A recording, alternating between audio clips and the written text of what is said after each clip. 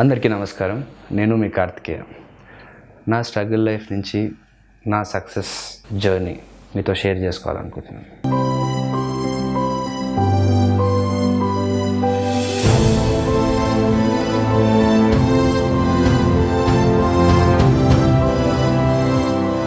So it all started, నాకు గుర్తులేదు ఎప్పుడు స్టార్ట్ అయిందో కూడా. నాకు చిన్నప్పటి నుంచి ఇది తప్పితే వేరే డ్రీమ్ లేదు. ఏ పని కూడా నాకు సరిగ్గా రాదు. చదివేవాడిని బికాజ్ ఇంట్లో వి ఓన్ ఎడ్యుకేషన్ ఇన్స్టిట్యూషన్స్, ఒక స్కూల్ ఉండింది మాకు. So parents are very keen, ఖచ్చితంగా చదువుకోవాలి, లేకపోతే వాళ్ళ పేరు పోతుందని. మాకు వనస్థలిపురంలో చాలా మంచి పేరు ఉంటుంది మా పేరెంట్స్కి. సో నేను వాళ్ళ పేరు నిలబెట్టాలి, బాగా చదువుకోవాలి అనేది వాళ్ళకి బాగా మైండ్లో ఉండింది. సో ఐ వాజ్ ఫోర్స్డ్ బాగా టు స్టడీ అ లాట్. ఆ ప్రాసెస్లో నాకు కంటిన్యూస్గా హోమ్ ట్యూషన్స్ అవి ఇవి చాలా ఎక్కువ ఉండేవి. పొద్దున్న 5ంటికి లేపో ట్యూషను, మళ్ళీ సాయంత్రం స్కూల్ అయిపోయాక ఇంకో 4 ట్యూషన్లు. అలా వారానికి ఒకసారి సండే రోజు ఒక సినిమా చూపించేవాళ్ళు. ఆ ఒక్క సినిమానే నాకు లైఫ్లో ఒక ఎంటర్టైన్మెంట్ లాగా అనిపించేది. సో వీటన్నిటి మధ్యలో అది అంత రిలీఫ్ ఇస్తుంది కాబట్టి దాని మీద అంత ఇష్టం స్టార్ట్ అయి ఉంటుంది. అండ్ అప్పటి నుంచే నాకు ఆ వారం అంతా సినిమాలు ఆ సండే రోజు చూసిన సినిమా తాలూకు హీరోలా బిహేవ్ చేస్తూ ఉండేటోడిని. అద్దం ముందు ఆ డైలాగులు చెప్పుకోవడం, అక్కడ డాన్సెస్ ప్రాక్టీస్ చేయడం అలా. సో సమ్హౌ అది నా లోపల సినిమా అనేది it became a part of my life. నేను తెలుగు నేర్చుకుంది కూడా నిజం చెప్పాలంటే సినిమా నుంచే. మా ఇంట్లో వాళ్ళు మాట్లాడేదానికి నాకు చాలా తేడా ఉంటుంది. నేను ప్రతిదీ సినిమా నుంచే నేర్చుకున్నాను. So cinema was part of my life కూడా. సినిమానే నన్ను తయారు చేసింది నిజం చెప్పాలంటే. అలా ఏజ్ పెరుగుతున్న కొద్దీ నాకు ఆ ఇష్టం కూడా పెరుగుతుంటూ వచ్చింది. అండ్ డ్యాన్స్ చాలా ఇష్టం ఉండేది చిన్నప్పటి నుంచి. ముఖ్యంగా చిరంజీవి గారి సాంగ్స్, ఆయన సినిమా చూసి థియేటర్లోనే అక్కడక్కడే కొంచెం స్టెప్స్ అనుకొని నెక్స్ట్ ఇండిపెండెన్స్ డేకి కానీ చిల్డ్రన్స్ డేకి స్కూల్లో ప్రోగ్రామ్ ఉన్నప్పుడల్లా ఆ పాట వేయాలి, ఎలాగైనా చిరంజీవి గారి సాంగ్ ఎవరు బాగా 2-3 వేసేవాళ్ళు. అందులో ఎవరు బాగా చేశారు అనేది పెద్ద కాంపిటీషన్ ఉండింది స్కూల్లో. సో అది నేను బాగా చేయాలి అనేది పెట్టుకొని కొంచెం ఏదో చేసేవాళ్ళం. అలా బాగా ఇంట్రెస్ట్ స్టార్ట్ అయింది. అండ్ ఇంట్రెస్ట్ అంటే అది became a part of my life. And గుర్తున్నంత వరకు రామ్మ చిలకమ్మ సాంగ్ అనుకుంటా, నేను చిన్నప్పుడు చాలా ఎక్కువ ఆ సాంగ్తోనే నాకు తెలిసి నేను డ్యాన్స్ చేయడం స్టార్ట్ చేసింది. దెన్ అవుతుంది ఇంకా ఏజ్ ఎక్కువ అవుతున్న కొద్దీ అది అలా పెరుగుకుంటూ వెళ్ళింది. ఆ స్టడీస్ డోసేజ్ కూడా పెరుగుతూనే వెళ్ళింది. Then I was like getting good score. And 10th 93% వచ్చింది. దెన్ ఇంటర్లో IIT కోచింగ్ చేశాను. అండ్ ఇంటర్కి వెళ్ళాక ఇంకా ఎక్కువ రెస్ట్రిక్షన్స్, అంటే ఆబ్వియస్ ఇంటర్ IIT తెచ్చుకోవాలని ఇంకా ఎక్కువ ఫోర్స్ అది ఉండింది. సో సినిమా చూడడం తక్కువైపోయింది. బట్ మ్యాక్సిమం మా అక్క ల్యాప్టాప్ ఉండింది. అక్క ల్యాప్టాప్ని ఏదో లేనప్పుడు వెళ్ళి అందులో దొంగతనంగా సీడీలు పెట్టుకొని కొన్ని సినిమాలు నేను బాత్రూంలో కూర్చొని కూడా చూసేవాడిని ల్యాప్టాప్లో. సో అలా ఇంటర్మీడియట్ అయిపోయి ఏదో తర్వాత లాంగ్ టర్మ్లో మళ్ళీ విజయవాడకి వెళ్ళాను. విజయవాడ అప్పుడు అక్కడ హాస్టల్లో ఉండే, అక్కడ గోడ దుంకేసి సినిమా రిలీజ్ డేకి వెళ్ళిపోయి అట్లా ఏదో చేసేవాళ్ళం. But back of the mind ఎప్పుడు ఉండింది నేను అవ్వాలి అని. బట్ ఎక్కువ బయటికి చెప్పలేదు, ఎందుకంటే నా క్లోజ్ ఫ్రెండ్స్ అయితే అందరికీ తెలుసు. నేను 6th క్లాస్ 7th క్లాస్లో కూడా ఇప్పటికీ నా ఫ్రెండ్స్ గుర్తు చేస్తుంటారు. అప్పటికి నువ్వు క్లాస్లో అందరు ఎయిమ్స్ చెప్పాలి, పెద్దయ్యాక ఏమవుతావు అది అని అడిగినప్పుడు అందరూ డిఫరెంట్ ఎయిమ్స్ చెప్తుంటే నేను అప్పటి నుంచే హీరో అవుతాను అన్నానని ఎప్పుడు గుర్తు చేస్తుంటారు. సో బీటెక్ అదే లాంగ్ టర్మ్ చేసి అయిపోయాక నెక్స్ట్ అప్పటికి నాకు ఎయిమ్ ఉండింది, దానికోసం ఏదో చెయ్యాలని ఉండింది. కానీ ఫిజికల్గా అప్పటికి ఇంత హైట్ లేను, లావు ఉండేవాడిని. సో ఎక్కువ బయటికి చెప్పేవాడిని కదా నవ్వుతారని. తర్వాత బీటెక్ జాయిన్ అయ్యే టైంకి నేను డిసైడ్ అయ్యా, ఓకే ఇప్పుడు ఇంట్లో పేరెంట్స్ లేరు, ఇప్పుడు బీటెక్లో చదవాలన్న స్ట్రెస్ ఉండదు, ఎగ్జామ్స్ పాస్ అవుతే చాలు అన్న పాయింట్ వస్తుంది. NIT వరంగల్లో చేశాను నేను బీటెక్. సో అక్కడికి వెళ్ళాక దట్స్ వేర్ ఇంకా నేను డిసైడ్ అయ్యాను, ఇప్పుడు నాకు ఇంత టైం దొరికింది, దీన్ని నేను యూటిలైజ్ చేయకపోతే ఇంకా నాకు మళ్ళీ ఛాన్స్ రాదని. సో ఆ టైంని నేను యూటిలైజ్ చేసుకొని బాడీ తయారు చేసుకున్నాను. అప్పుడు బీటెక్లో ఉన్నప్పటి నుంచి I started looking fit.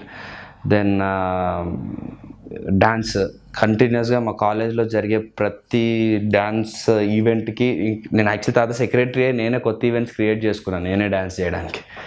So ప్రతి ఈవెంట్కి డ్యాన్స్ చేసేవాడిని అండ్ షార్ట్ ఫిలిమ్స్ యాక్ట్ చేస్తూ ఉండేవాడిని. ఏదో మా ఫ్రెండ్ ఒకడు ఉండేవాడు మణికాంత్ అని, వాడితో పాటు షార్ట్ ఫిలిమ్స్లో యాక్ట్ చేస్తూ అంటే వాడు డైరెక్ట్ చేసేవాడు, నేను యాక్ట్ చేసేవాడిని. సో అలా అలా కాలేజ్లో ఒక థర్డ్ ఇయర్ ఫైనల్ ఇయర్ వచ్చే టైంకి ఆ కాలేజ్ వరకు అయితే అందరికీ ఆ ఇమేజ్ వచ్చేసింది. వీడి తర్వాత ఒక యాక్టర్ అవుదాం అనుకుంటున్నాడు, హీరో అవుదాం అనుకుంటున్నాడు, వీడికి ఆ కెపాసిటీ ఉంది, వీడు చాలా బాగా డ్యాన్స్ చేస్తాడు, కొంచెం చూడడానికి బాగుంటాడు, ఒక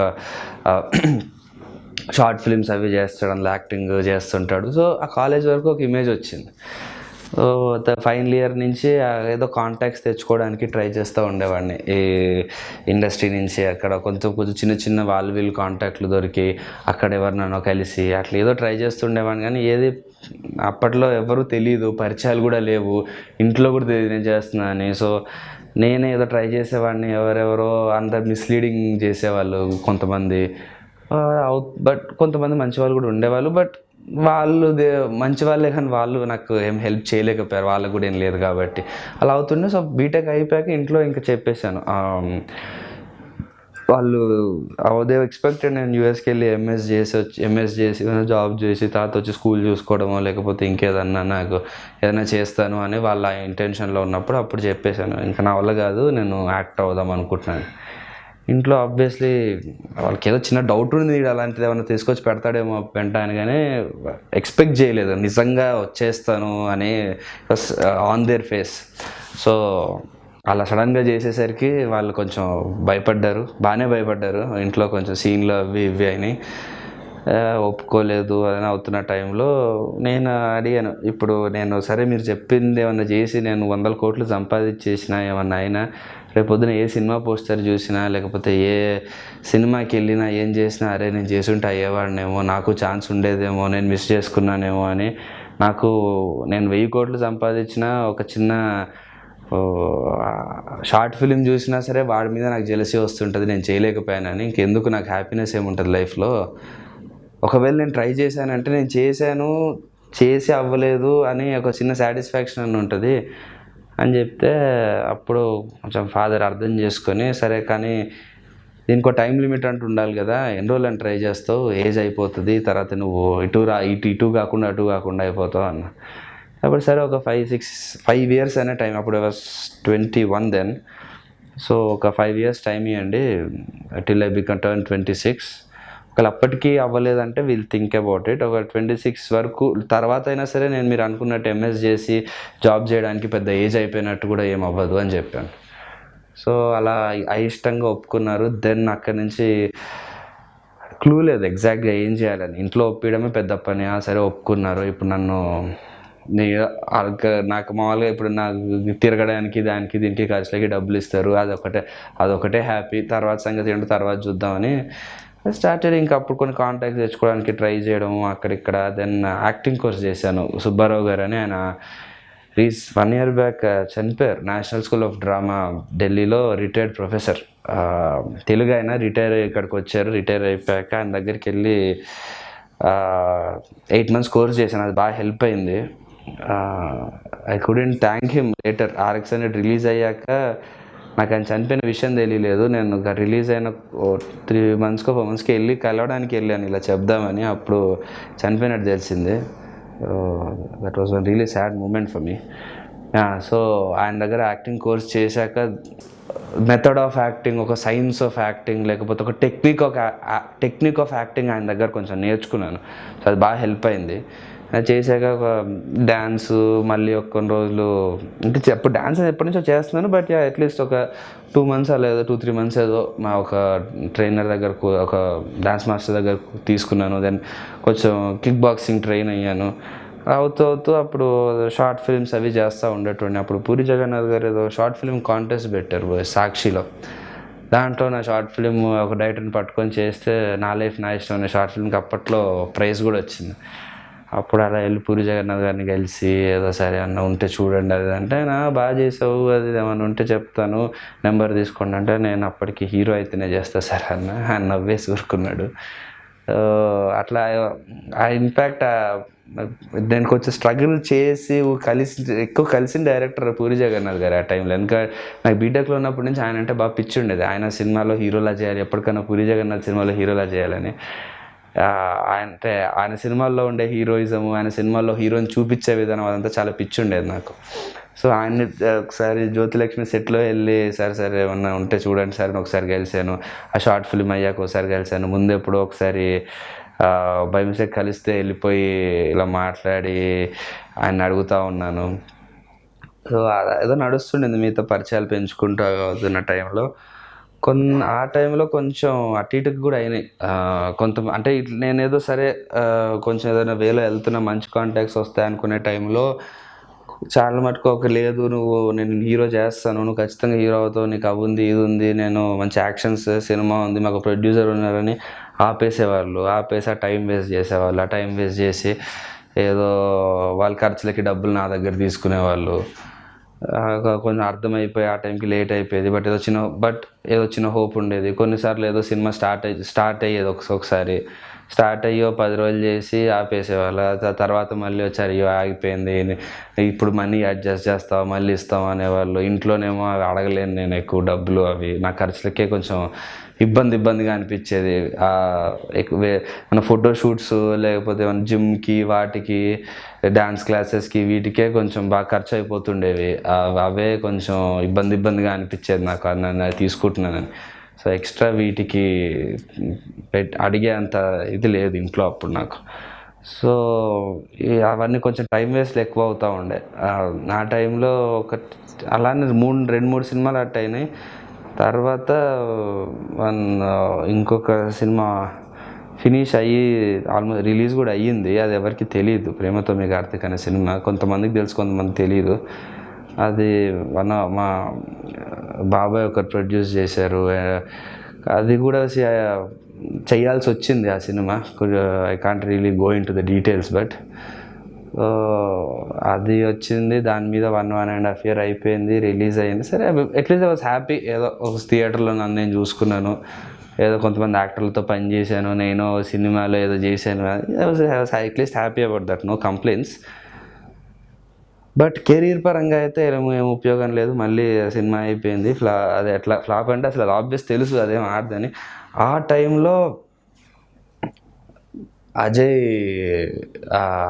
కామన్ ఫ్రెండ్ ద్వారా అజయ్ RX-100 స్క్రిప్ట్, అజయ్ అనే డైరెక్టర్ RX-100 స్క్రిప్ట్ ఉంది, అది కార్తీక్ ఒకసారి చెప్దాం అనుకుంటున్నారు అని.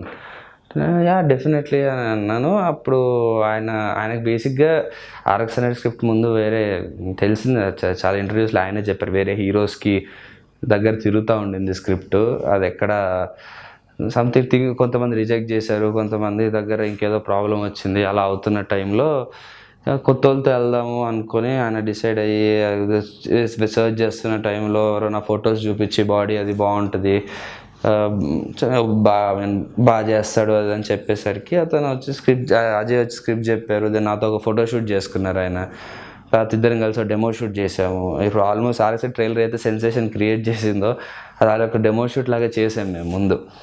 అవి చూసుకున్నాక మాకు చాలా కాన్ఫిడెన్స్ వచ్చింది అండ్ ఆ స్క్రిప్ట్ మీద అమేజింగ్ కాన్ఫిడెన్స్ ఉండింది. అండ్ నేను అజయ్ కలిసి ఎలాగైనా చేద్దాం అనుకుంటున్నాం.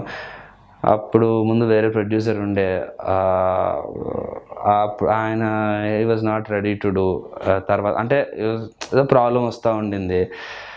అప్పుడు ఇవన్నీ అవుతున్న టైంలో మా అక్క కొంచెం మా డాడీకి ఇలా అడిగేసరికి దే కేమ్ ఫార్వర్డ్, మేము సరే ప్రొడ్యూస్ చేస్తామని. బికాస్ అక్కడి నుంచి ఇక్కడికి 4 years 5 years నా స్ట్రగుల్లో వాళ్ళకి అర్థమైంది, వీడికి ఈ పని తప్పితే ఇంకే పని చేయలేడు, ఇది తప్పితే వీడికి ఏమీ రాదు అని. And because I was considered, నన్ను చాలా ఇర్రెస్పాన్సిబుల్గా వీడికి ఏ పని సరిగ్గా చేయడు, కనీసం ఒక బుక్ ఒక డిన్నర్ చేశాక ఒక కూరగిన తీసుకెళ్ళి అక్కడ పెట్టిన పడేస్తాడన్న ఆ ఇంటెన్షన్ నాకు చిన్న పని కూడా చెప్పేవారు కదా. అట్లాంటి నేను ఇంత ఏదో చేస్తున్నాను, అలా పొద్దున్న లేచి ఎక్కడికి వెళ్తుంటాను, అది చేస్తుంటాను ఇది చేస్తుంటాను, ఆ యాక్టింగ్ కోర్సు అవి అక్కడ ఇవన్నీ చూసి వాళ్ళకి ఏదో చిన్న హోప్ వచ్చినట్టుంది నా మీద. నా గురించి చాలా మంచి విషయాలు చెప్పారు చాలామంది మా పేరెంట్స్కి. సో అప్పుడు like okay, we know it's a big amount, but ఇంకా వాళ్ళు బేసిక్‌గా వర్స్ట్ కేస్‌లో ఏముంది ఆడపిల్ల అయితే పెళ్లి చేయమా అనుకోని బేసిక్‌గా they came forward and Ashok Reddy garu మా బాబాయ్ he also came forward and అందరం కలిసి we started RX 100 on our own and start చేసినప్పుడు వీ హ్యావ్ నో క్లూ ఏమవుతుంది ఏంటి అనేది అండ్ ఒక because that amount was like big for our family obviously but we somehow pulled it off. అదే amount చాలా కొంచెం ఎక్కువైనా సరే మేము నమ్మి పెట్టారు. సో ఇది thankful to Ajay. First cinema hit ఇచ్చాడు అవన్నీ పక్కన పెడితే ముందు అనుకున్న బడ్జెట్లో ఫినిష్ చేసి సినిమా అయిపోగొట్టాము. సో అక్కడ వరకు పెద్ద రిలీఫ్ వచ్చింది, ఓకే అయ్యిందని. దాని తర్వాత ట్రైలర్ రిలీజ్ చేశాక ఒక పెద్ద సెన్సేషన్ అయిపోయాక ఒక చిన్న భరోసా వచ్చింది, అమ్మ ఓకే ఏదో డబ్బులు వచ్చేలాగే ఉన్నాయి, తిరిగి కొంచెం సేఫ్గానే ఉన్నాము. ఇప్పుడు ఇంట్లో ఇంత చేసి మనీ పెట్టారు వాళ్ళకి మళ్ళీ ఇప్పుడు పోతే ఆ ఇంట్లో నాకు కనీసం మొహం కూడా చూపించలేను అని. అప్పుడు RX 100 ఇంకా దగ్గరకు వస్తున్న కొద్దీ కొంచెం హైప్ పెరుగుతున్న కొద్దీ ఈవెన్ పేరెంట్స్కి కూడా కొంచెం హోప్ రావడము, కొంచెం అవుతుంది అనిపించడం అవన్నీ స్టార్ట్ అయ్యాయి. అండ్ ఈవెన్చువల్గా RX 100 రిలీజ్ అయింది. అది రిలీజ్ అయ్యాక అంతా చేంజ్ అయిపోయింది. ఈ 25 years నుంచి పేరెంట్స్ చెప్పింది 5 years, 4.5 yearsలో అయ్యింది. ఇంకా RX 100 రిలీజ్ అయింది. RX 100 రిలీజ్ అయ్యాక లైఫ్ ఒకసారిగా చేంజ్ అయిపోయింది. అండ్ ఇప్పటి నుంచి నాకు ఇంకా కంప్లైంట్ లేదు ఏ విషయంలో. ఇప్పటి నుంచి నా డెసిషన్స్ నేను తీసుకోవాలి, నా కెరీర్ నేను చూసుకోవాలి. ఇంకా ఇప్పటి నుంచి ఏం జరిగినా అది నా రెస్పాన్సిబిలిటీ. సో ఒళ్ళు దగ్గర పెట్టుకొని చేస్తున్నాను. అండ్ ఐ మస్ట్ సే ఈ స్ట్రగుల్లో నా థాట్ ప్రాసెస్ నేను అండర్గో అయింది. స్ట్రగుల్ అన్నాను యాక్చువల్లీ వాటిని. ఈ పీరియడ్లో ఏదైతే అంత జరిగిందో నేనైతే ఫీల్ అయ్యానో అవన్నీ నాకు ఇప్పుడు RX 100 తర్వాత నేను పని చేయడానికి, RX 100కి కూడా వర్క్ చేయడానికి చాలా చాలా హెల్ప్ అవుతుంది. అది ఈజీగా వచ్చుంటే మేబీ నేను ఈరోజు ఇంత కేర్ఫుల్గా ఉండేవాడిని కాదు. అంటే ఇప్పుడు నేను 6 ప్యాక్ చేస్తున్నా, లేకపోతే ఏదో ఫైట్స్ దెబ్బలు తగులుతూ ఫైట్స్ చేస్తున్నా, డ్యాన్స్ ఏమన్నా ఎక్కువ చేస్తున్నా, అయ్యో చాలా కష్టపడిపోతున్నాడు అది ఇది అంటారు. ఐ డోంట్ థింక్ అది కష్టం కాదు, అది మినిమం రెస్పాన్సిబిలిటీ. మనము ఇవన్నీ ఇంత వర్క్ చేసి ఇంతమందిని నువ్వు నమ్మించి ఇంతమంది నీ మీద నమ్మకం పెట్టుకున్నప్పుడు దట్ ఈస్ అ మినిమం, అంటే అది మినిమం థింగ్. అది కూడా చేయకపోతే ఐ డోంట్ థింక్ నువ్వు యాక్టర్ అవుదాం అనుకున్నా, ఇవన్నీ చేద్దాం అనుకున్న దానికి నువ్వు ఫిట్ కూడా కాదు. సో అది మినిమం థింగ్. దాని తర్వాత అది చేశాక నెక్స్ట్ ఏం చేస్తున్నాం అనేది ఆలోచించుకోవాలి. So I feel my motto or what I got to know, నాకేం తెలిసిందంటే ఈ 4-5 yearsలో సక్సెస్ అనేది ఒక రిలేటివ్ టర్మ్. ఎందుకంటే RX 100 తర్వాత సక్సెస్ అంటున్నాము, లేకపోతే ఇప్పుడు ఇంకో హిప్పీ వస్తుంది ఇప్పుడు నెక్స్ట్ June 6th. ఇది వస్తే సక్సెసా, లేకపోతే నెక్స్ట్ ఇంకో దాని మీద పెద్ద హిట్ వస్తే సక్సెసా? సో వి కాంట్ ఒక సక్సెస్ అంటే ఇది అని ఒక డెఫినేషన్ మనం ఎప్పుడు ఇవ్వలేం. మనం ఎంత అచీవ్ చేసినా మనం దానిపైన అచీవ్ చేయడానికి ఒకటి ఉంటుంది, అది మనకు ఒక టార్గెట్ ఉంటుంది, అదొక సక్సెస్ ఉంటుంది. సో ఐ థింక్ సక్సెస్ అంటే మనకు నచ్చిన పని చేయడం, మనకు ఆ రోజంతా మనకు కావాల్సినట్టు ఉండడం. అది ఒక షార్ట్ ఫిలిం చేసిన రోజు కూడా నేను సక్సెస్ఫుల్లే, ఒక జూనియర్ ఆర్టిస్ట్ లాగా నిల్చున్నా నేను సక్సెస్ఫుల్లే, ఒక చిన్న డైలాగ్ చెప్పే ఆర్టిస్ట్ లాగా నేను ఒక సినిమాలో చేసినా నేను సక్సెస్ఫుల్. ఎందుకంటే ఆ పని నేను నాకు నచ్చి చేస్తున్నాను. అది జనాలు డిసైడ్ చేయడానికి వాళ్ళకి రైట్ లేదు. ఇది వస్తే సక్సెస్, ఇన్ని డబ్బులు వస్తే సక్సెస్ అని. ఇప్పుడు RX 100 సక్సెస్ అనుకుంటే మరి నాకన్నా ఇప్పుడు పెద్ద లెవెల్లో ఉన్నారు, విజయ్ దేవరకొండ గారు, హౌస్ ఈజ్ మోర్ సక్సెస్ఫుల్. ఆయనకి ఇప్పుడు మహేష్ బాబు గారు ఉన్నారు, హీ ఈజ్ మోర్ సక్సెస్ఫుల్. ఆయన ఇప్పుడు ఆమిర్ ఖాన్ ఉన్నారు, Salman Khan, he will be more successful. అందులో టామ్ క్రూజ్ ఉంటాడు, he will be more successful. So success ఇది అనేది ఎవరు డిసైడ్ చేయలేరు. మనీ, ఫేమ్, లేకపోతే జనాలు మాట్లాడుకునేది, సెల్ఫీలు అడిగేది, ఇవన్నీ కాదు. ఐ ఫీల్ నీకు నచ్చిన పని చేస్తూ నువ్వు అందులో నుంచి కిక్ తెచ్చుకుంటున్నంత వరకు యు ఆర్ సక్సెస్ఫుల్. అండ్ ఆ సక్సెస్ కోసం నువ్వు చేయాల్సిన హార్డ్ వర్క్ కాదు, ఆ సక్సెస్ కోసం నువ్వు చేయాల్సింది నీకు నచ్చిన పని, నువ్వు చేసే ఎంజాయ్మెంట్. నీకు అది హార్డ్ అని ఆబ్వియస్లీ అనిపించకూడదు ఇన్ కేస్ నీకు అది నచ్చుతుందంటే. ఇప్పుడు జిమ్కి వెళ్ళడం కానీ, లేకపోతే డైట్ చేయడం కానీ, లేకపోతే డ్యాన్స్ నేర్చుకోవడం కానీ, ఫైట్ నేర్చుకోవడం, యాక్ట్ చేయడం, ఇవన్నీ ఫిజికల్ స్ట్రెస్, ఇవన్నీ నీకు హార్డ్ అని ఆబ్వియస్లీ అనిపించకపోతేనే యువర్ ఎస్యూమ్డ్ నువ్వు సక్సెస్ఫుల్ అని అంటారు.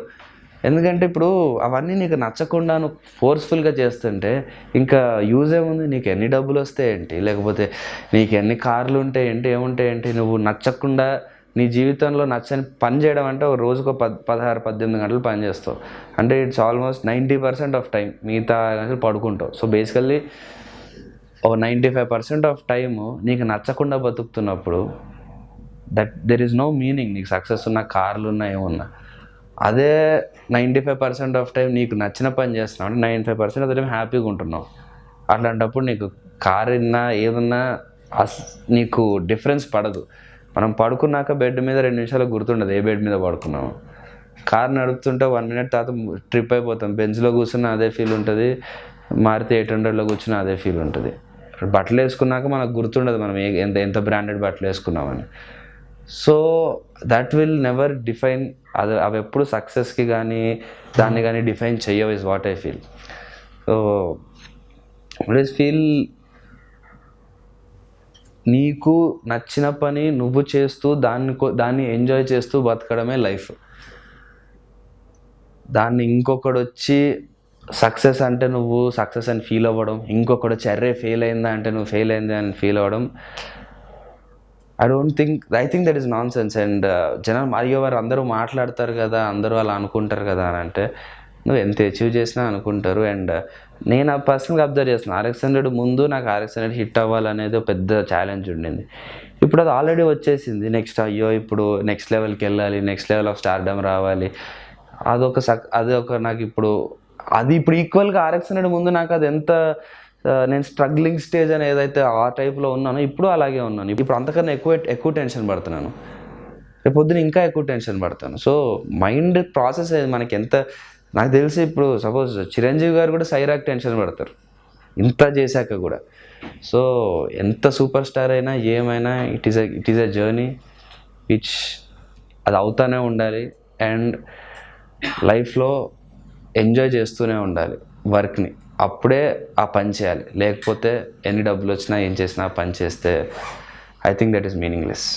ఈ ప్రాసెస్ మొత్తంలో నాకు వచ్చిన ఎక్స్పీరియన్స్ బట్టి, నాకున్న చిన్న ఎక్స్పీరియన్స్తో నేను చెప్పాలనుకుంటుంది ఏంటంటే ఎప్పుడు ఎవరు పక్క వాళ్ళ మీద డిపెండ్ అవ్వకండి. డెసిషన్స్ గురించి కానీ, లేకపోతే ఏం చేయాలి అని డిసిషన్ తీసుకోవడానికి కానీ, లేకపోతే ఎలా పని చేయాలి అని డెసిషన్ తీసుకోవడానికి కానీ మీకేం కావాలో మిమ్మల్ని అడగండి. మీ నుంచి మీరు తెలుసుకోండి, దానికోసం వర్క్ చేయండి. జీవితంలో ఎంజాయ్మెంట్ వర్క్ నుంచి తీసుకుంటే అది మీకు ఎక్కడ ఏ హాలిడే డెస్టినేషన్కి వెళ్ళినా, లేకపోతే పార్టీకి వెళ్ళినా, లేకపోతే గర్ల్స్ ఏది వెళ్ళినంత ఎంజాయ్మెంట్ నీకు ఇష్టమైన పని చేస్తే వస్తుంది. అది మిస్ చేసుకోకండి. ఇష్టం లేని పని చేసుకుంటూ దాని నుంచి వచ్చే డబ్బులతో వీకెండ్ పార్టీలు, లేకపోతే సంవత్సరానికి ఒకసారి టూర్లు వేసినంత మాత్రాన ఏం ఉపయోగం ఉండదు. వాటన్నిటి మించిన కిక్ రోజు తీసుకోవచ్చు లైఫ్లో నుంచి. So do something which find a passion. ఒక ప్యాషన్ ఎతకండి మీ లైఫ్లో, ఆ ప్యాషన్ కోసం పనిచేయండి. Hi, this is Karthikeya. Please subscribe to Shreyas Media YouTube channel and Facebook.